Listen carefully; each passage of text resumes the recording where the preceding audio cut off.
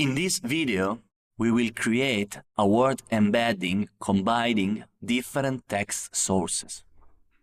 Let's start with a quick reminder of the architecture. As we already said, a typical text classifier architecture is the following. You have an embedding layer that will map our words into an embedding space. You have a flattened layer that prepares the output of our embedding for the final layer. That is the dense layer that will output, in this case, one score. That is the probability that the article is fake or not. Remember, in section 1, the language classifier gave 4 outputs, 4 probabilities, 1 for each language. So, how do we combine these sources? To combine multiple sources can be achieved in different ways.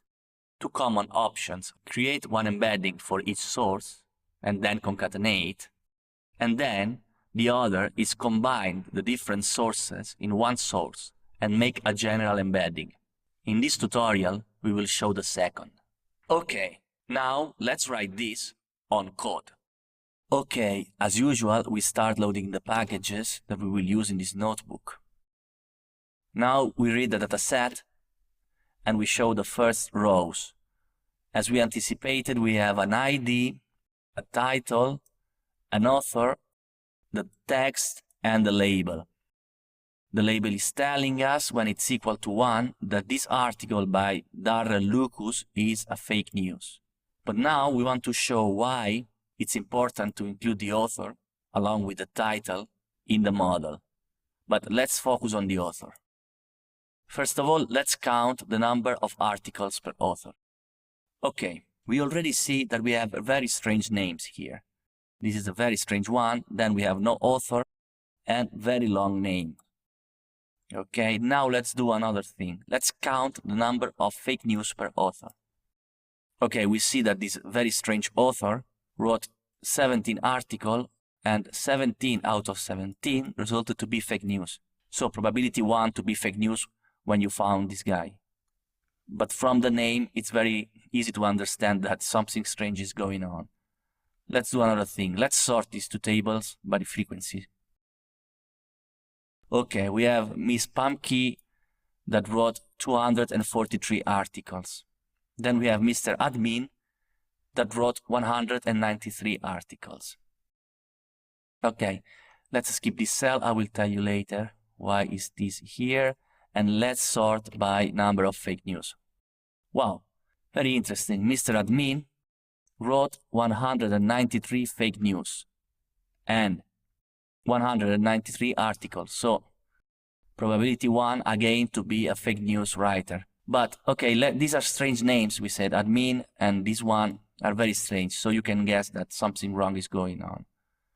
Let's start and pick up some more simple names. Okay, first we merge the 2 tables and we calculate the probability. That again is the number of fake news divided the number of articles, okay? And then we check these 2 names that seem normal names. Okay, let's check the statistics of the probability. The maximum is 1, so this confirms that we have a fake news writers. So writers that for sure are writing fake news, while the average probability to be fake news is 0.47, okay? So as we said, we have picked up these 2 names because they look like more normal, okay? Compared with this and this. And so let's check what's going on with these names. Let's start with Mr. Starkman and we want the probability to be fake. Wow, it's 1. So not a strange name, a quite normal name, and still probability 1. So let's check the count. How many articles has written Mr. Starkman? Okay, so 84 articles, and 84 articles out of 84 were fake news. Okay, so Mr. Starkman is a fake news writer. You cannot trust Mr. Starkman. Let's start Pamki. Okay, much more reasonable probability, very low one in fact. So Mrs. Pamki, you can rely on Mrs. Pamki, you can trust her, but still sometimes, okay, an article can result to be fake news. Okay, now let's focus on our objective, which is to mix title, text, and author in the same embedding. So we do the text processing step. Notice that for the author, we don't want to do this cleaning and to replace points. You don't find punctuation in a name, but we want the name to be one single word, okay? We don't want to create an embedding in which you have like Pam and then Key, Jerome, and Hudson as if they were separated entities, okay? Every name has to be a unique string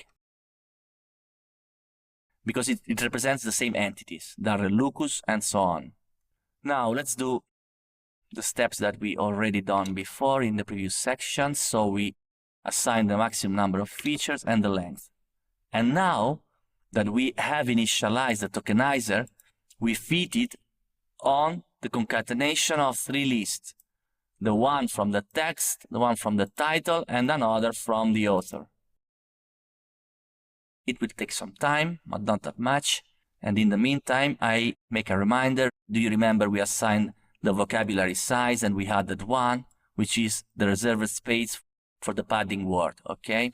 So we do this, okay? And then let's pad all the sequences. One for the text, one for the title, and one for the author. Obviously, the titles and the author are much faster than the text. And this is the final point of our pipeline. We concatenate the padded sequences from the different text sources. So this will be the input of our embedding, the whole corpus with author, title, and text. The next, we will train the model. Okay, first of all, let's split our dataset into train and test. Then we fix the dimension of the embedding to 50. Then we write down the model. We compile it, we print the architecture, and we fit it. Okay, looks like it's going to be quite fast.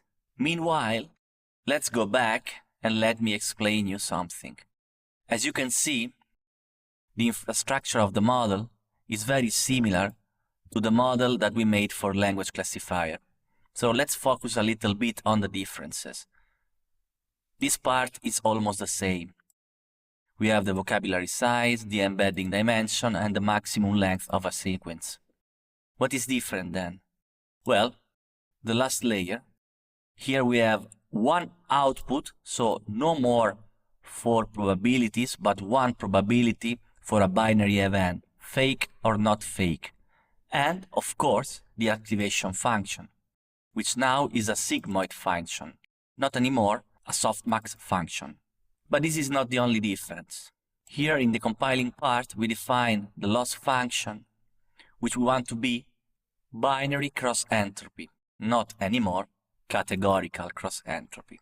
So, now that we have depicted the differences between this model and the previous one, the language classifier one, let's go and check how it is going our training step. Okay, training is finished. Time for evaluation step. Let's see how our model works on the evaluation test. Okay, we see that we have very high accuracy, but this is the key point. Okay, still very high accuracy. Okay, this is the accuracies that we get using all the text sources. Remember, title, text, and author. And in the next video, we will make experiments combining some of them.